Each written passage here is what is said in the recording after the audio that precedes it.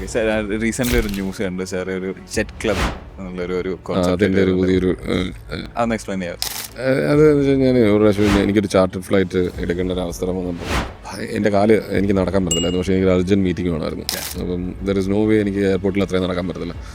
ഞാൻ നോക്കിയപ്പം എനിക്ക് ഇതിനേക്കാളും നല്ലതൊരു കാർ മേടിക്കായിരുന്നു. അത്രയും കാശ് കൊടുത്തു ഇവിടെ നിന്നൊരു ബോംബെ വരെ പോകാനായിട്ട്. അപ്പോൾ ഞാൻ അതിനെക്കുറിച്ച് കുറേ, അതിന് മുമ്പ് തന്നെ എനിക്ക് ഈ സാധനം അറിയാം. പക്ഷേ ഞാനത് കുറേ ആലോചിച്ചപ്പോൾ എനിക്ക് തോന്നി there are lot of people who needs ഈ ചാർട്ടർ ഫ്ലൈറ്റ് റിക്വയർമെൻറ്റ്സ് ഉള്ള ആൾക്കാരുണ്ട്. ടൈം പെട്ടെന്ന് എയർപോർട്ടിൽ പോയി 2 മണിക്കൂർ നിൽക്കാൻ പറ്റത്തില്ല, അതിന് 2 മണിക്കൂർ മുമ്പ് വീട്ടിൽ നിന്ന് ഇറങ്ങണം.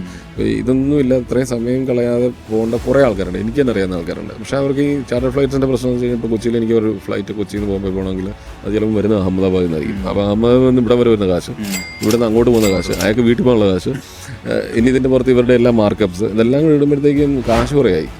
ഇതിൻ്റെ ആവശ്യമില്ല, ഇത് സോൾവ് ചെയ്യണം. അതായിരുന്നു ഞാൻ ആലോചിച്ചത്. അത് സോൾവ് ചെയ്യണമെന്നുണ്ടെന്നുണ്ടെങ്കിൽ ഇന്നത്തെ ബിസിനസ് അതുപോലെ ഇച്ചിരി മാറ്റി ചെയ്താൽ ശരിയാവത്തില്ല. അതിൻ്റെ കംപ്ലീറ്റ് ഫിനാൻഷ്യൽ എഞ്ചിനീയറിംഗ് മാറ്റി ചിന്തിക്കണമായിരുന്നു. അപ്പോൾ that means probably you should on A fleet of flights. അപ്പോൾ എല്ലാവർക്കും ഫ്ലൈറ്റ് മേടിക്കാൻ പറ്റും. ഇതൊരു ആനയെ പോലെയാണല്ലോ, ഇത് കൂറ്റുക എന്ന് പറഞ്ഞാൽ ചെറിയ പണിയല്ല.